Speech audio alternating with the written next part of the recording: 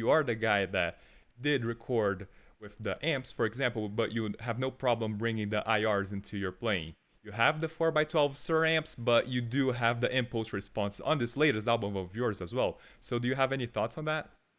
Well, the impulse responses are a godsend, not just for the sound, but basically just so I can do what I do. I moved, and as you know, I've been, postponing this interview because I was moving, Yeah, and yeah. I'm a much quieter neighborhood where I could never get away with blasting a 4x12 in this neighborhood. The police would be at my doorstep in 2 minutes.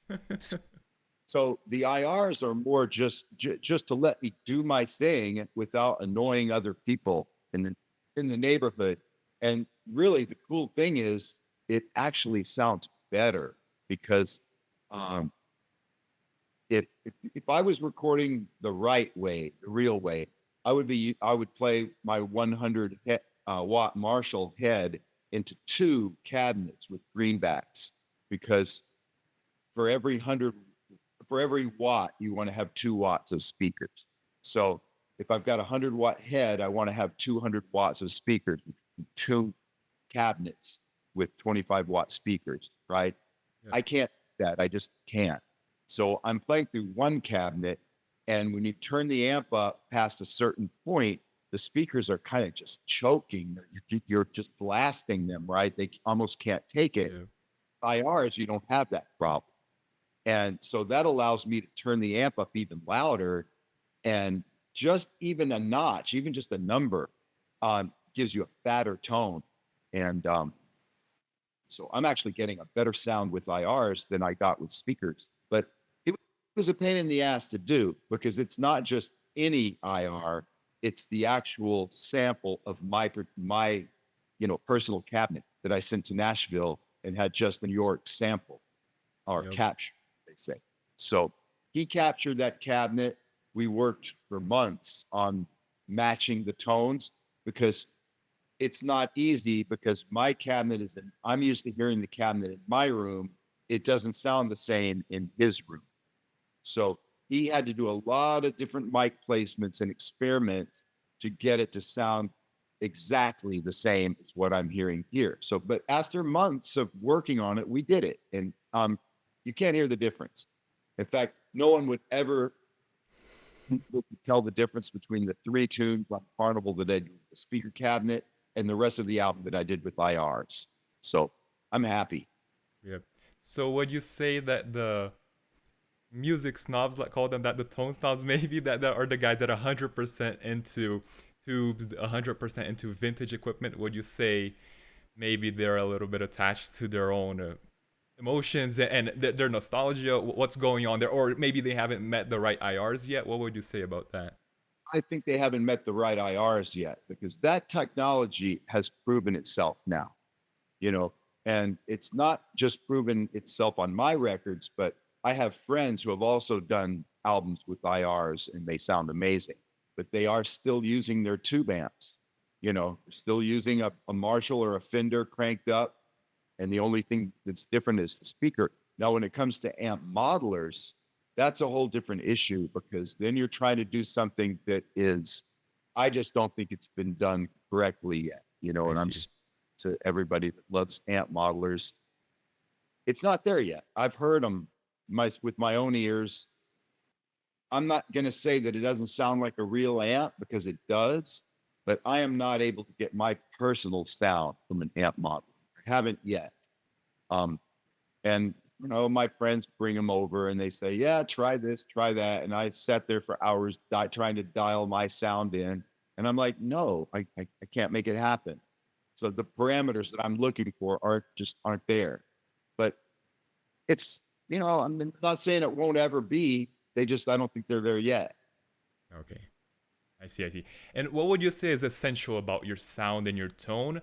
How much of it is your fingers? How much of it are the equipments that you don't you aren't willing to let go? It's both.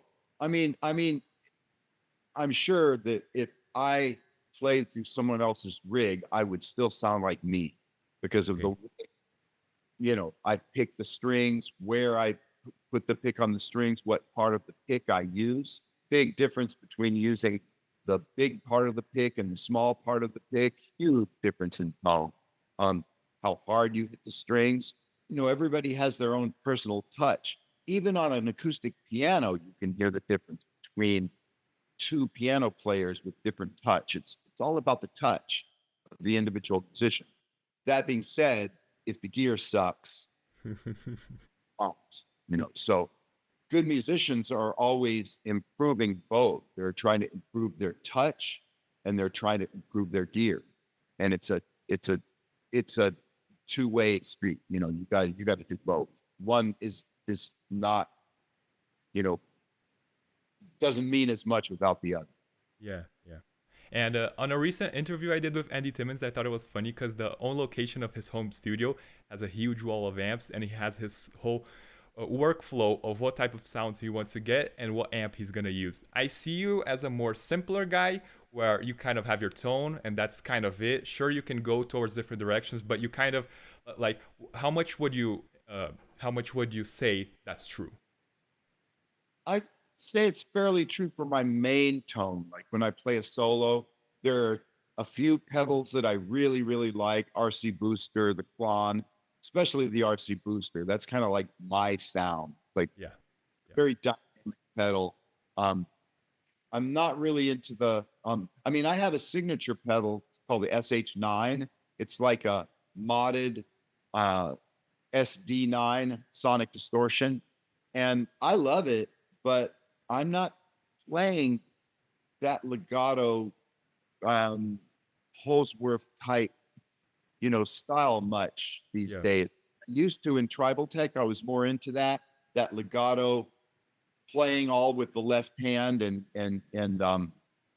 I don't really mean to play legato. Legato is the wrong word because I still play legato. Legato just means you know you don't pick very much, Yeah, but yeah. it's more of like a compression, I guess is what I mean. A I see.